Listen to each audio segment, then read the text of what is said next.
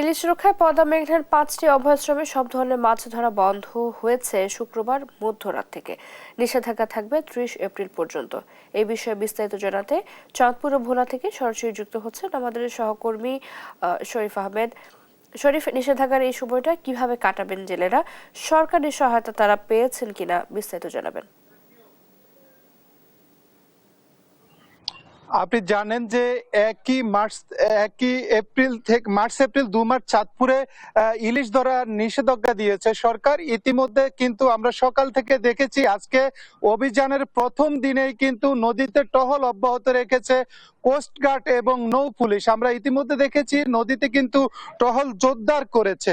সকাল থেকে জেলা টাস্কফোর্স কমিটি এবং কোস্টগার্ড নদীতে টহল দিয়েছে এবং জেলেরা কিন্তু নদীতে নামছেন না। তারা কিন্তু তাদের জাল এবং নৌকা কিন্তু ডাঙ্গায় তুলে ফেলছেন এবং ডাঙ্গায় তুলে কিন্তু তারা জাল এবং নৌকা মেরামত করছেন। আমি জেলেদের সাথে কথা বলেছি, তারা বলছেন যে এই যে দীর্ঘ সময় নিষেধাজ্ঞা, অর্থাৎ এই 2 মাসের নিষেধাজ্ঞায় কিন্তু তারা হতাশ হয়ে পড়েছেন। তারা বলছেন তাদেরকে যে পরিমাণ চাল বরাদ্দ দেওয়া হয়েছে, অর্থাৎ 40 কেজি চাল, এই চাল 2 মাস দেওয়া হবে, এটি তাদের জন্য পর্যাপ্ত নয়, অর্থাৎ তাদের জন্য এটি অপুতুল। তারা বলছেন তাদের এই সময়ে কিস্তি রয়েছে, অর্থাৎ তারা যে মৌসুমের শুরুতে ধার দেনা করে জাল এবং নৌকা মেরামত করেছেন সেই ঋণগুলো কিন্তু তাদের পরিশোধ করতে হচ্ছে। যদিও জেলা প্রশাসক এবং জেলা টাস্কফোর্স কমিটি জানিয়েছেন তারা বিভিন্ন এনজিও এবং বিভিন্ন ব্যাংকে কিন্তু তারা পত্র দিয়েছেন যাতে করে এই 2 মাস কিন্তু জেলেদের কাছ থেকে ঋণ না নেওয়া হয়। অপরদিকে জেলেরা বলছেন তাদের সংসার চালাতে কিন্তু হিমশিম খেতে হচ্ছে। তো তারা দাবি করছেন এই যে চালের পাশাপাশি তাদেরকে যদি নগদ অর্থ প্রদান করা হয় তাহলে তারা কোনো মতে দিন কাটাতে পারবেন। অপরদিকে চাঁদপুরে যে বিশাল একটি মৎস্য অবতরণ কেন্দ্র, অর্থাৎ দেশের যে বৃহৎ একটি মৎস্য অবতরণ কেন্দ্র চাঁদপুর মাছঘাট, সেটি আজ বন্ধ রয়েছে। সেখানে শুনশান নীরবতা বিরাজ করছে। এখানে ইলিশ ধরা বন্ধ থাকায় কিন্তু অন্যান্য যে দেশীয় প্রজাতির মাছ রয়েছে, সামনে আপনি জানেন আগামীকাল থেকে সারা দেশে রমজান শুরু হচ্ছে। এই রমজান মাসকে কেন্দ্র করে কিন্তু আজকে দেশীয় মাছের দাম কিন্তু বেড়ে গেছে, যেটি গত সপ্তাহে এই বাজারগুলোতে রুই এবং কাতল মাছগুলো বিক্রি হতো 350-400 টাকা, আজকে সেটি 400 এবং 500 টাকা পর্যন্ত উঠে গেছে।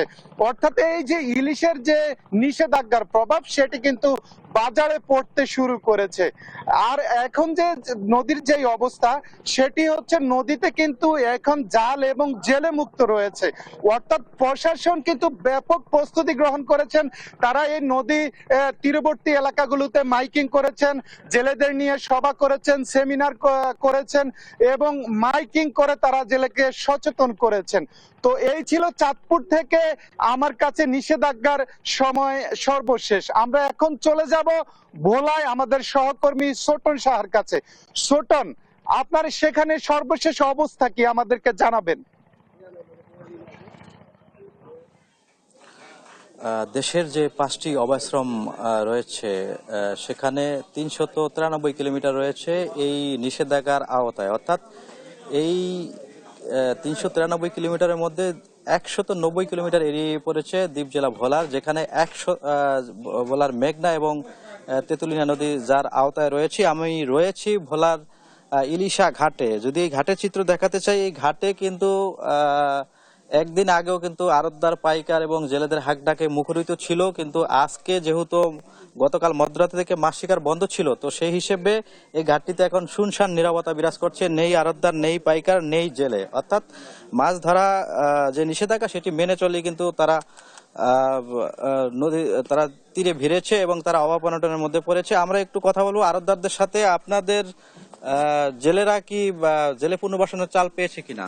জি না, এখনো জেলে পুনর্বাসনের চাল পায় নাই এবং জেলেরা জেলেরা অলরেডি চলে আসছে। আমাদের দাবি হচ্ছে আমাদের জেলেদের যেন পুনর্বাসনের চাল এবং সাধারণ জেলেরা যেন এই অভিযানে হয়রানি না হয়, এটা যেন প্রশাসন দৃষ্টি রাখে। ধন্যবাদ।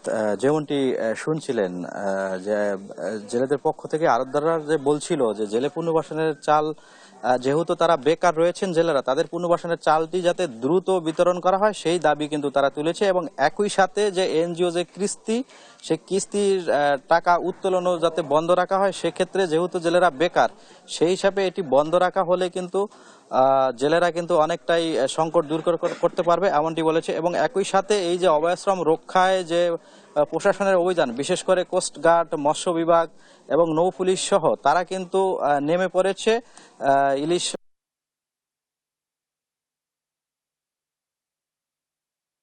করতে না যায় সেজন্য তাদের যে অভিযান সেটি কিন্তু তারা পরিচালনা করছে। তবে এখন পর্যন্ত নিষেধাজ্ঞা অমান্য করার দায় এখন পর্যন্ত কাউকে কিন্তু আটক করার খবর কিন্তু এখনো আমরা পাইনি। আমরা খবর নিয়েছি উপকূলের বিভিন্ন ঘাটগুলোতে, আমরা দেখেছি নদীগুলো এখনো বলা যায় একদম ফাঁকা, এখানে জেলে নেই এবং জাল ফালার কোনো প্রক্রিয়াও আমরা দেখিনি। অর্থাৎ বলা যায় যে প্রথম দিন জেলেরা কিন্তু এই নিষেধাজ্ঞাটি মেনে চলছে। তবে জেলেদের অভিযোগ এই দ্রুত তাদের যে পুনর্বাসনের চাল সেটি দেওয়া হলে তাদের সংকট তারা দূর করতে পারবে। তো এ ছিল আমার কাছে মেঘনা তেঁতুলিয়া নদীতে যে ইলিশের অভয়াশ্রমে মাছ শিকার বন্ধ তা নিয়ে সর্বশেষ তথ্য। ফিরে যাচ্ছি স্টুডিওতে।